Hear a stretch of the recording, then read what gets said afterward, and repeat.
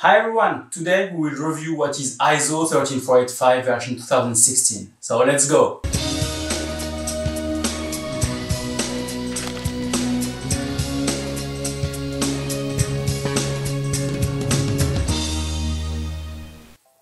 Hello, my name is Mounir El Azzouzi from easymedicaldevice.com.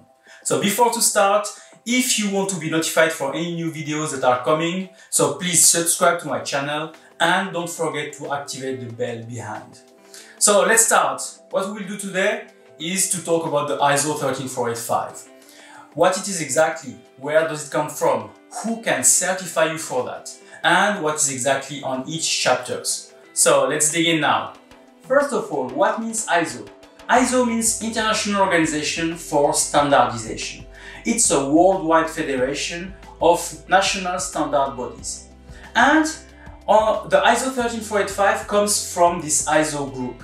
And it specifically comes from the technical committee ISO TC 210, which is the committee for quality management and corresponding general aspects for medical devices. What about the ISO 13485? The ISO 13485's title exact is Medical Devices Quality Management System Requirements for Regulatory Purposes. So it's mainly for medical device companies or entities. ISO 13485 2016 is issued, as its name says, on 2016, and it has a transition period of 3 years. So it's a framework of good management practices. This is used for our quality management system within organizations that are designing, manufacturing, servicing medical devices for its whole life cycle. And it uses the process approach. What it is exactly? The process approach is the fact that you have first a source of input that is providing you an input, an information that is used by the process through activities from beginning to the end, and this process is providing then an output that is reserved by maybe another process or another activity. This is exactly the process approach. Who is certifying you for this ISO standard, ISO 13485? So this is the third party organization that you are choosing and hiring to come. This organization is accredited to provide you this certification. I've created an article on that, so if you want to see which organizations are accredited for ISO 13485, you can just look at the show notes. I will provide you the link for this article. So this organization is coming and auditing you, looking at each aspects of the ISO 13485 and see if you are complying to it.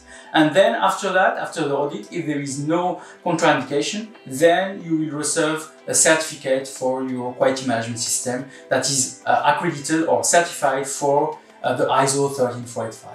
If you ask yourself more questions on the ISO 13485, I created also an article regarding the frequently asked questions. And if you are leaving me your questions on the comments below or on the article, I can also integrate them on this frequently asked question and provide you my answer. So don't hesitate to provide some comments on this video or on the article. The link will be also on the show notes. Now we will look at all the chapters that are under the ISO 13485. There are exactly 5 chapters that you should focus on. The first chapter is the chapter 4, which is the quality management system. And this chapter is here to confirm the effectiveness of the quality management system under the regulatory requirements applicable. For that, you have to define what are the processes that are needed first. Then you have also to use for that the risk-based approach, which is the fundamental approach with this new version of the ISO. And you have also to define the sequences and the interaction for those processes. For that, you need also to create all the procedures to describe those processes, describe, as I've said, the process approach, which is the input and output. You have also to create a quality manual, which is outlining all the structure of the documentation used in the quality management system. A new thing that is also coming with this chapter 4, which is the medical device files. You have to create medical device files for each medical device type or family. This is nearly the same approach that is used in FDA for the creation of the DMR, so Device Master Record. It's nearly the same. And at the end, you have to create or to implement a system to control all your documents and records. It's really fundamental. To help you create your procedures and also quality manual, I created some templates that I'll offer you. So you have just to go on the show notes and you'll have a link where you can get those templates. Now we are on chapter 5. Chapter 5 is for management responsibility. On this chapter, the top management has to provide evidences of its commitment to the development, the implementation and the maintenance of the quality management system. For that, he has to create a quality policy and also define some quality objectives. He has also to determine what are the customers and the regulatory requirements and confirm that all those are met. He has also to define the responsibility and authority for the roles that are really critical to quality. And he has also to document them through an organizational chart, for example. And last but not least, he has also to appoint a management representative. This person is really key to ensure that the processes are documented, to also report the effectiveness of the quality management system, and to ensure that the quality management requirements are promoted throughout the whole organization. If you are selling your products in Europe, you have also to now comply with the medical device regulation, the MDR 2017-745, and on this regulation it specifies that you have also to appoint a PRRC. What is a PRRC? It's a person responsible for regulatory compliance. If you are in a small organization, you can also have the PRRC and the management representative as one person. If you want to understand more about the PRRC, here is a video that will help you for that. Chapter 6. This is about resource management. The organization on this chapter should provide the qualified resources needed. It has also to implement the right infrastructure and the right environment to achieve conformity of product requirements. This will help you to prevent any contamination and to maintain the right cleanliness of the products, and specifically for sterile products. Okay, now we are going to chapter 7, which is the biggest chapter of the ISO 13485. It's called product realization. On this chapter, first we have the planning of the product realization, which is defining what are the quality objectives and requirements for your products, defining what are the right resources, the right infrastructure and the right work environment, planning all the activities that are needed to confirm the product acceptance, which are the validation, the verification, the storage, the handling, etc. And you have also to record all those activities, so you have to have a proof that all this is done.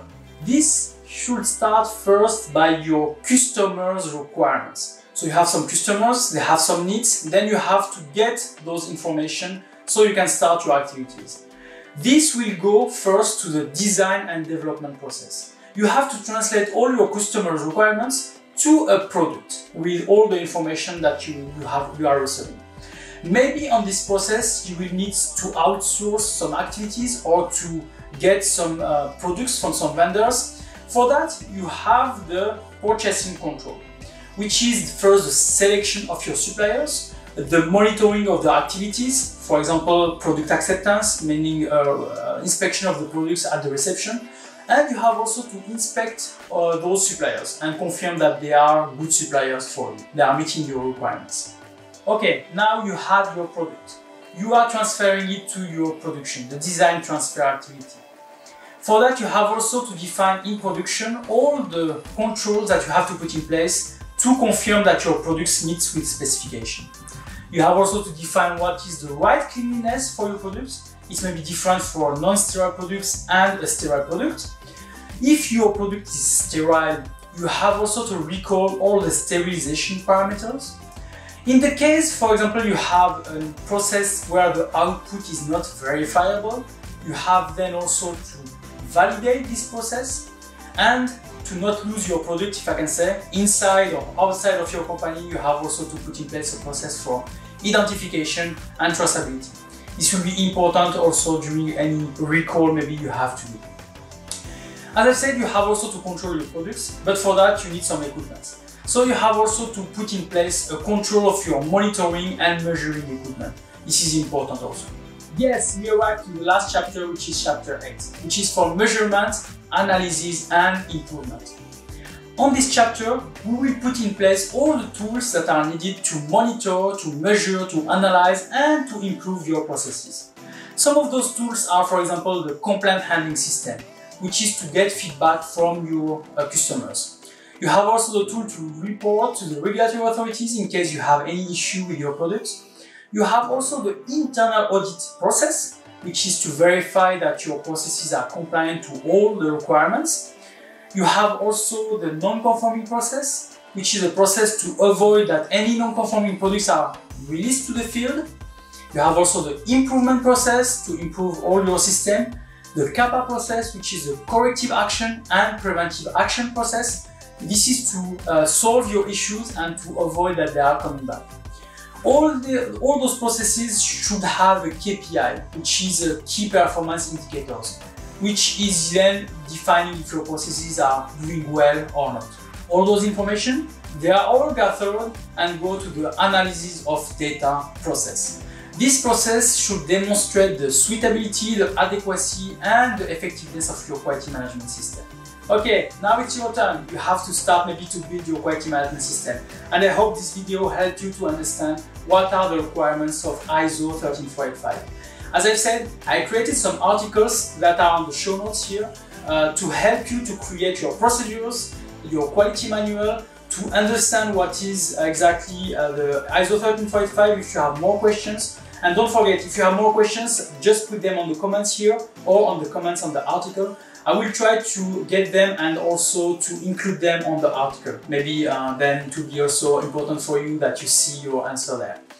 So thank you very much for watching this video and don't forget to put a thumbs up if you liked it.